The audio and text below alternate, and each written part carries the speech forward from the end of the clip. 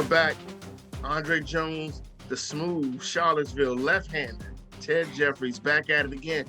It's been a minute, so let me bring everybody back up to speed. We've been off for a little while, but we're back at it. We have a huge guest, one of the best basketball players ever come out to DMV. We'll get to him in a second. But Ted, what you been up to, man? I kind of miss talking to you. This is a good time to be back. Oh, man, just been busy. By extension, I've been pretty close to the guy over here in our picture, our esteemed guest today. I've been between the DC area and Atlanta. Our boys are actually at the same high school in the same class at Pace Academy. So been traveling up the highways and byways, looking after my son who's 16 years old and trying to make his way in this basketball and football world. So keeping me real busy, but happy to be back amongst, our fans. And hopefully we continue to get bring you the best guests out of the DMV, talking about the DMV. And happy to be back with you, the all-time great, Andre Jones. Frequent flyer mile. Stay with that frequent flyer mile. So well, Danny will tell you, I prefer to be on the road more so than I am. Man. He can't figure me out, but I keep him guessing. He's got that big pickup truck, gets no mileage. I can't imagine how it's cheaper, but he does it. So DMV, you can hear the voice, but let me bring you up to speed. Joining us today on this podcast is, like I said before, one of the best basketball players to ever come out of DMV. So I'll give you a little bit of his accomplishments. High school player of the year, college player of the year, two-time ACC player of the year, high school national champion, NBA champion, general manager. I mean, everybody, welcome to our platform, Mr. Danny Ferry. Good morning, Danny. How are you? Good morning. I'm great. Thank you.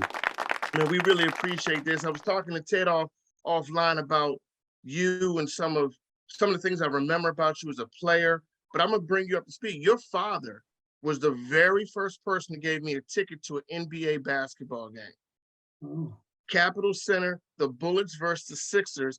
It had to be 1977, 78, but that brought me into the whole realm of loving this game of basketball, which you conquered. So before we get to you, let's talk about your dad. I mean, he recently passed away last year, I believe. Yeah. So please, our condolences. But as Thank an you. influenced basketball father, mentor, tell everybody about what your dad meant to you in the game. Well, Dad was a great father. Fortunate to have both my mom and dad be great and strong influences on me and our family. Nothing was more important than family to my dad. Along with that, basketball, which introduced for me and my brother, where it was a big part of our life growing up, and it's continued to be a big part of mine throughout. But Dad was a kind, loving, funny, caring person, and I miss him every day. Yeah, man. I was doing some research. Your dad was two-time NBA Executive of the Year. Took the Bullets. People don't know the Wizards, formerly known as the Bullets, from a time period of 75, Danny, to 80. Yeah. They really represented everything from Wes Unseld, Elvin Hayes, Bobby Dandridge. I mean, your father was the orchestrator bringing all these pieces. As a child growing up, sitting in his house, did you marvel at how he was able to put everything together? And what did you learn from him about the game, sitting at the breakfast table or the dinner table? Well, first of all, I'm proud of his success in his career. Winning 3 Eastern Conference championships, winning an NBA championship. I don't think he gets the recognition or the credit for the great success that they had and what a great time that was in Bullets basketball and how, they're standing within the NBA in general. Being around him day in and day out, his care factor, his passion for basketball, his enjoyment of people and team. At the end of the day, these things, basketball is putting the ball in the hoop, but what really makes it work and special is having people and having them get along and having them build a culture that can be successful and putting a group in position to succeed. And he was part of that with the coaches that he had. And he also played for 10 years. So, I was fortunate to be around him my whole life. My babysitter was going to the games or going to practice with him. I was in the family lounge hanging out with Elvin Hayes' son or Bobby Dandridge's daughter. And I grew up in a great environment where, the NBA is different now. These organizations are 300-400 people. Back then it was the players, the coaches, and about 4 other people. And that's it. So it was, you definitely were around and exposed and a part of it. And all the people within the organization were a big part of your life. When you talk about family organization, your brother Bob Jr., yeah, McDonald's All-American, you're a McDonald's All-American. And when you speak about basketball families, you guys represented a lot, especially, let's say, from 1981 to 1985. I recognized you guys from DeMatha High School. Your brother Bob played with Adrian Branch, who I think is the greatest athlete that ever walked this earth. That's just throwing out a shameless plug there, Danny, but that's my guy.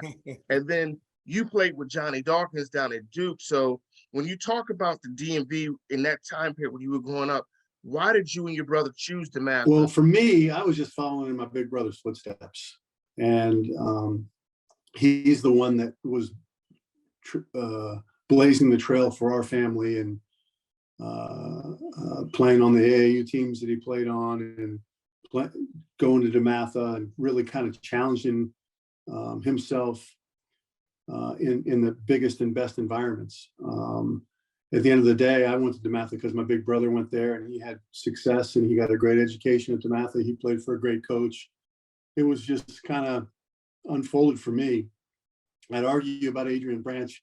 I'll take some of the guys I played with instead. And, Bobby's team with Sidney Lowe and Wittenberg when he first got there, Adrian and the guys, Kelvin Johnson, who's down at UCF right now. Bobby was really fortunate to play with some really good players and some really good teams. I was as well. Quentin Jackson, Carlton Valentine, who you're never going to be. There's not many people that were better high school players than Carlton Valentine in the world. I mean, that guy was a rock star good and an even better teammate. But I can go through different guys, Mike Gielan. I'm not going to say Vic Roy. He wasn't very good. I hope he's listening. But I was fortunate. Steve Hood, Gerard Mustaf were guys that I got to play with that we had really good teams throughout that time. For Bobby's 3 years, for my 4 years that I played varsity, we were always one of the best teams in the best area of basketball. The conference that DeMatha is in and in the DC area. Back then you had the city championship. Those were the biggest games, not in the DMV. Those were the biggest games in the country. And right now, that conference, you ask what the best conference is still today or what it is right now, the best conference in the country is that conference that DeMatha and Gonzaga and St. John's are still in. And in many ways, it's grown and got even better. And what an amazing hotbed of basketball DC is, but really the best place for it is that conference. Hey, Danny, talk about growing up with your brother and his influence. You talk about the one-on-ones. I mean, big brother, little brother. What does that look like? Were there a lot of fights? Was it very physical? Describe for us, how that interaction was on the court growing up with your brother. Well, first of all, we were smart that when we played pickup or whatever it is, I was smart, I guess. I was always on his team and he would always make sure I was on his team and he'd have my back and I'd get to do that and get to play against older kids, which really helped me a lot. Mm-hmm. When it turned into one-on-one and it didn't happen too often, we didn't play too often, it got ugly. I'd usually lose and I'd also usually get my ass beat too. But I was a tall, lanky, skinny kid, and he was a strong, and he would make sure I knew he was in charge. And by the time when I started to get about 6'8", 6'9", we stopped playing. So he was smart. He went to Harvard, and he used his education before he even got there. That's awesome. you got a chance to a unique opportunity to play for a lot of great coaches. We touched into your high school career. We share some commonality with the great Morgan Wooten. But you also, as you went down to Duke and played for Coach K closer to his early years as the coach, taking over that program. And then you have the influence of your dad, the GM, extraordinaire that has taken the Wizards to probably some of their finest years and still to this day. Who gave you the best influence? Who was most influential to you and gave you some of the best advice throughout your career between those two? No doubt about the most important person and who gave me the most and best advice was my dad. Mm-hmm. That's just natural. I grew up around him. We lived in the same house. We had breakfast together every day, dinners, whatever. And he's the person that I most wanted to please. But I had other people I wanted to please along the way, as you stated, that were great coaches. Morgan Wooten, Coach K, Lenny Wilkins, Mike Fratello, Greg Popovich. How many people can say they played for Greg Popovich, Mike Krzyzewski, and Morgan Wooten? All of those can be argued that they're the best that have ever been in their level. It's arguable. And, being able to play for all three was an amazing, incredible experience. And I had a great run with that. I think, the Coach K thing, Coach Wooten was established in the whole deal. Coach K wasn't. Mm-hmm. And I think it's interesting to see the success that the Jay Billises or the Johnny Dawkins, the Billy Kings, and the guys that Quinn Snyder, the guys that I played for, we all kind of picked Coach K before he was cool or highly successful. Mm-hmm. And I think that's a credit to Coach because he was special. But I think it's also a credit to all of those guys that picked him, the Johnny Dawkins of the world who probably did it first, Tommy Amaker. I'm talking about some guys that have had great lives and success in basketball or outside of basketball. If you go through the list, they identified something special about Coach K before everyone else. Yeah. And I think that's a big part of why they've been able to be successful as they've gone out in life, because they were able to identify it. They were able to make that decision that may not have been as cool and been a part of being something special going forward. So, Danny, I'm sorry, Ted, I just want to piggyback on what he said. Take me back to 85, Danny, when you're making your college decision. Carolina and Duke are right up there. They're 1, 2, whichever way you look at it. When you made that decision to go to Duke, what did you see? Because as soon as you get there, you guys, I believe, went 37-3. You played for the national championship, and then pretty much that catapulted everything. Now we're off and running. What did you see that just drew you to do? Was it Mike Bray and his that he's there? And I mean, well, Mike Bray wasn't there yet. Mike Bray came a year after, I think a year after I was there. Mike Bray was my assistant at DeMatha, my senior year. Repeat the question again, Andre. I'm sorry. Yeah, what drew you to Duke? I mean, because Dean Smith's at Carolina. Okay. Yeah. So growing up, in all honesty, I always wanted to play Carolina. I had great respect for their program, and it was, Coach Wooten and Coach Smith were close. It bled a little bit Carolina blue because of their relationship at DeMatha.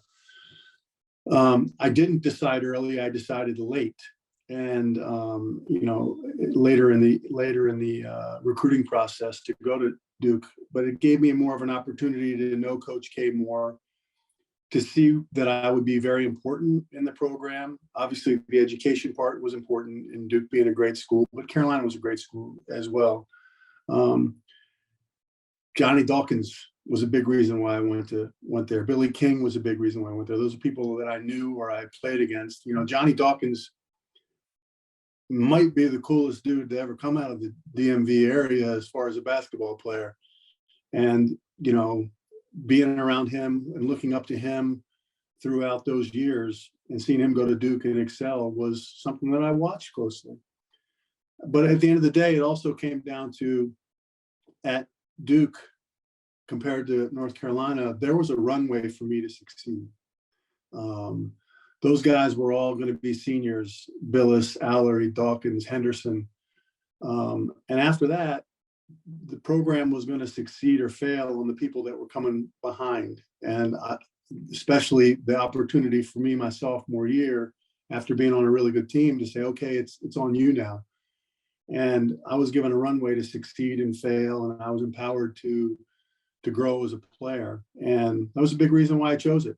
It was interesting, as Carmelo Anthony chose Syracuse because Jawad Williams was there. Like, having that runway and that path for him was important. And for me, it was absolutely important. It was a big reason why I was able to be successful.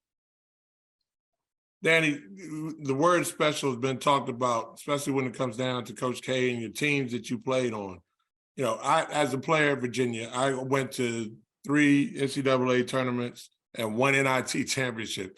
During your tenure, you go to 3 Final Fours out of the 4 years that you're there. What's the special sauce that you guys had outside of talent? It has to be more than just talent.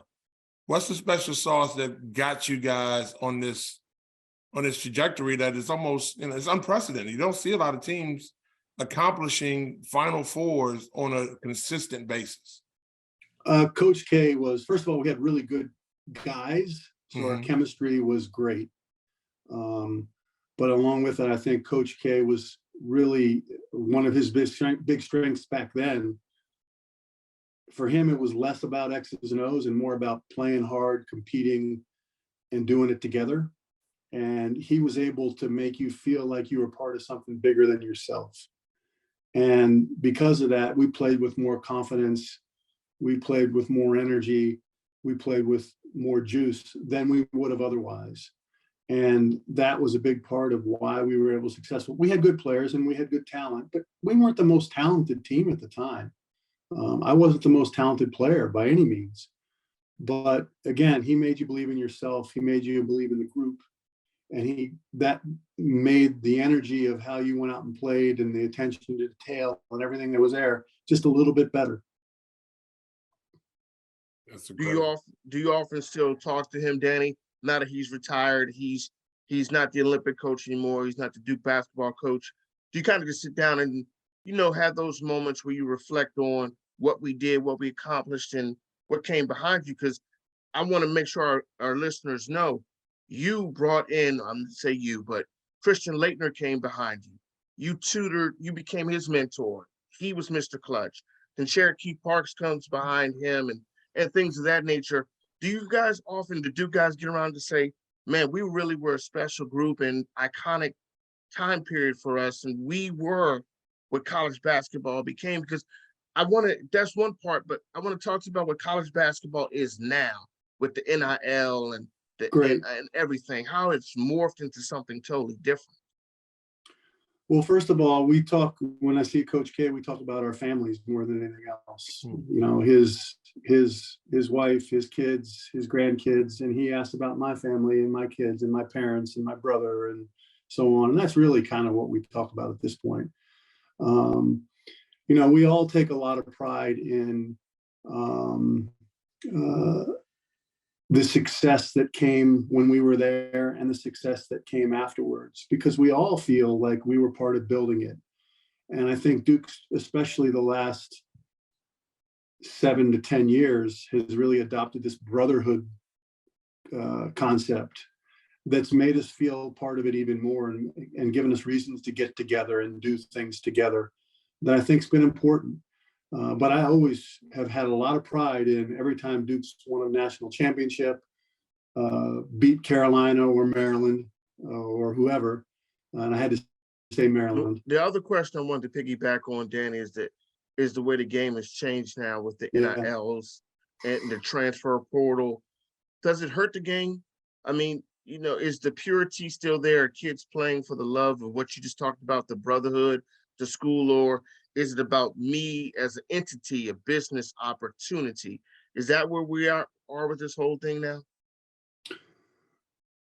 Well, first of all, playing in college basketball has very little to do about going to school.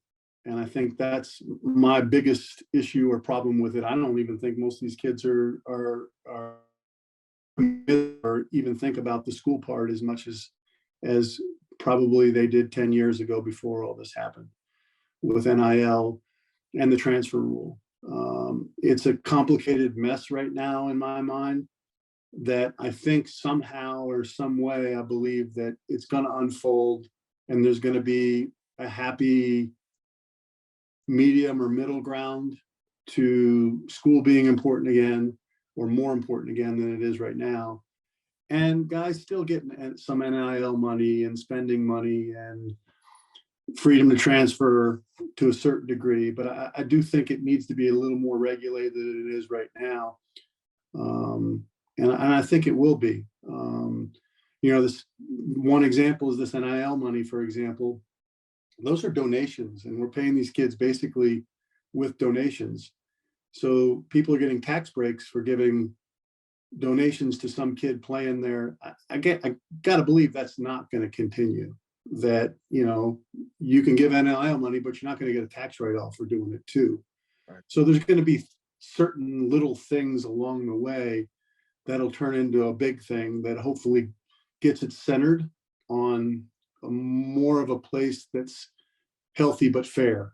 And that's the goal, is to get it somewhere more in the middle where it's healthy and fair. Danny, you're in your role with the Spurs. You've been around the NBA for quite some time now. Yeah. Where is the NBA right now? What's the status of the NBA right now, in your opinion? Well, I think the game, the business is crazy healthy. You look at these franchise valuations, the Milwaukee Bucks are valued at $3.5 billion. Wow. I mean, and 7 years ago, 8 years ago, they were 600 million. It doesn't totally make sense. But it also didn't make sense when the Charlotte Hornets as an expansion team went for 200 million. At the time, we were like, wow, that's crazy. Right. So it's just continued to stay crazy. The game itself, there's a yin and yang for me on that, in that, I love that it's not a wrestling match, and skill and speed and everything are more a part of the game, and shooting. But I think it's crossed a line where it's too much and there's too many threes and not enough contact or whatever it is. So again, looking like we talked about NIL, totally different subject, but there's some medium to where the game was 20 years ago to where the game is now, that hopefully the rules and the league and everything else finds more of a happy medium, that it's not, every team playing the same way that it does right now. I mean, it was kind of cool when the Suns were the team that was running and gunning, and there were other contrasting styles and ways to play, but it now seems like everyone's kind of playing the same way. Crazy stat to talk about that. The Suns, when they had Steve Nash and Sean Marion as a 4, which would be he'd be a modern 4 now, but he was a anomaly back then. Amari Stoudemire was a 5. He'd be a 5 now, but no other team would have done that. Their pace of play right now, if you put that team, that 7 seconds or less team in the game, they'd rank 30th in pace by far. Like, they would be the slowest, most methodical team in the NBA, right, if they played in the games right now. So, I think the shift has been a little too much, but I do appreciate the skill. The game has been Steph Curried a little bit, and analytics, and I love Steph Curry, and I enjoy the analytics, but I think it's gone a little too far. Yeah. So when you're in your role, so let's take you back to Cleveland as GM of this organization. What are the true characteristics that you had saved for yourself? I've got these 5 things that I need to they're going to be the basis under which I drive this organization. Maybe not be 5, but what are the key characteristics for you to say, all right, this is how we're going to run this organization? Well, I think the models that everyone to some point still kind of looks at, for example, Oklahoma City still models itself after, would be Miami, the Spurs, and probably the old Jazz with Jerry Sloan. And the one thing that they have in common is they had strong belief systems, but they were simple. They didn't have 15 things. So, you know, when I was in Atlanta running things and also in Cleveland, it was, you know, competitors, daily improvement, trying to get everybody trying to get better every day, and unselfishness were the things that, you know, kind of the pillars that I tried to follow and lead with. And that was really kind of taken from those 3 organizations, and those are 3 of the things that they do. I mean, if you ask a mission statement for Pat Riley, he'd love someone who just said, well, there's only one mission statement: hard work, right? And, you know, that is the mantra of who they are and what they are. And that's been crazy successful for them. And one of the reasons why they continue to be successful, why the reasons they continue to build from within and promote from within, is because it's so ingrained in them, they don't want to lose that. And I think everyone has a lot of respect for Miami and San Antonio. I know we're down right now, but the success that Pop has had in RC over the years, and those Jerry Sloan years, I think we're all kind of copying them to some degree. There's probably no coincidence that you look at some of the best teams in the NBA right now are all kind of extensions of the Popovich tree, right? So you've got Budenholzer at Milwaukee, Steve Kerr, who's been in that program as well. Their teams seem to play a similar style where the ball doesn't stick. You know, players move around. They find that, you know, it seems to be a fluid game, but, you know, these are disciples of the Popovich tree. Is there something to that? Is there? Well, first of all, it's a credit to, you know, to go back to Copycat League. I think Pop, when he first got in the league, you know, there was David Robinson and Tim Duncan, who I got to play with both, which is amazing, and a whole other great thing, tangent, not just the coaches I played with, but the players I was able to play with. But, you know, the game was different back then. The defensive rules were different. It was, you know, tilted too much that way when we talk about the game changing, where it was standing around and more of a wrestling match and more isolation ball because of the illegal defensive rules. But it's no coincidence that, you know, Bud has had success, and Quinn Snyder and Taylor Jenkins and all these guys from the Pop tree, because they've kind of been leading the charge in modernizing ball movement and spacing and pace to some degree. You know, I do think analytics has had a lot to do with that, and San Antonio's embraced that somewhat cautiously as they've gone along. Steve Kerr is the interesting one, because he's the one with the Pop foundation, but he's the one also that's kind of taken the triangle and the Phil Jackson and kind of melded the two together. And they play a little bit of triangle basketball, which no one's been able to pull off. But he's kind of modified it to kind of be the pace and space that the Spurs tried to play with. So it's fun to watch that overall. Danny, we won't keep you much longer, but just a few more questions for you. Yeah. When you look back over your career, what was your favorite moment in basketball? And what was maybe one of your biggest, I wish I could have done a little different moment in basketball? If you had to take both buckets, give us your favorite moment and something that you wish you could just alter and do over again. What I could alter and do over again when I was playing? Yes, yeah, when you were playing. Yeah, when I was playing. You know, I think the best moment obviously was being on a championship team with the Spurs. winning ACC championships and getting to the Final Four at Duke. Winning a mythical national championship at DeMatha. How do I pick between those? I don't know. I guess the NBA championship, although I was just a fringe part of that, it was really an amazing experience and a great way to kind of end a career. What I could do over again when I was playing would be, I don't know. I mean, I went to Italy for that year. Kind of felt like I had no choice, but I would have liked to have seen how my career would have gone had I come straight to the NBA.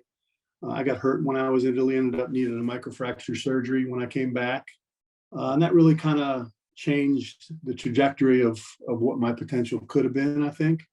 But I grinded through it and I learned through it and ended up being able to have a 13-year NBA career and having some great experiences along the way. Now this might be a tough one for you. If you had to put on your NBA executive hat, give us your 5 players that Danny Ferry would sit in a draft room and say, I want that guy, I want that guy, I want that. Build that dream team for me. Well, I mean, it starts because I know him the best, but Tim Duncan would definitely be on that list. Manu Ginobili would definitely be on that list. Great teammates, competitors, and so on. I think obviously LeBron James would be on that list. I was fortunate to be able to work with him for 5 years, and obviously an incredible and brilliant player, but a culture setter. No one works, and I'm not talking about the leadership part that everyone sees. I'm talking about all the things that people don't see and how hard he works and how professional he is. It's absolutely amazing in that regard. I think you'd have to put Jordan and his competitiveness on there. So that's 4. And I guess I need to think of one more. I'm going to leave it at 4. The 5th one would be too hard. There's too many other great players to try to pick amongst them. But, playing with Manu and Tim was an amazing experience. So I'll put them on the list that maybe not everyone else does. And I don't think they get enough credit for how great they were. Right. As a father now, how enjoyable is it when you and Ted sit in the stands and watch Pace Academy and you're watching your child and you could just see generations of basketball, your dad, you, your brother, now your son? How enjoyable are those moments when you're just watching him run up and down the court and play ball? Well, Ted sees me at the games and he knows that it's nerve-wracking for me, for sure. I love my son to death and he's a wonderful kid and the whole deal, and it's fun to watch. And I don't look at it objectively. I look at it as a parent and only a parent. But I have 5 kids and they've all done different things, and I've loved going and watching my one daughter play volleyball. I've even loved 2 of my daughters watching them swim, and that's hard to like, watching someone swim. So I got a great family and a great wife, and we've had fun watching our kids grow up and be really good kids, but also competitive kids, and that's been fun to watch. And I only have one more left at home, and I'm looking forward to the last couple of years of being able to see him do that. And Ted's son is most improved. He is. We need to get Ted on the diet his son is on, first of all. I need to get on that diet with you, Ted.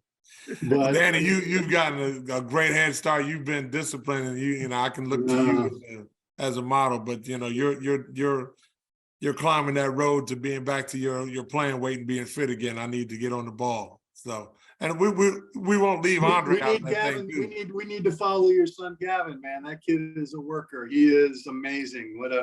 What a wonderful young man he's turning out to be. I'm fortunate that he is the disciplined kid that he is. I don't know where he gets it from because he didn't get it from me. But thank you for that, and I'm glad that he has a great classmate and teammate in Jackson, and Jackson was there from the beginning of helping him make that decision and make that transition. So it's fun to watch our guys, grow up in this fantastic environment that they have at Pace. Absolutely. Well, Danny, we can't thank you enough, man. I mean, 40 minutes talking basketball for Legend is awesome. So we do value it. We appreciate it, and continued success, man. As the Ferry family has always been a big part of my life. Like I said, if it wasn't for your dad, I wouldn't love the game of basketball like I do. So I appreciate that, and I tip my cap to you. Thank you, man. Thanks for having me on. I enjoyed it. Oh, my man. And that's Danny Ferry stepping to the mic. TJ, I'll see you next week, my man. Talk to you soon, brother. Thanks again, Danny. All right. You got it, guys. Thanks, man. See you soon. All right. You take care. Bye.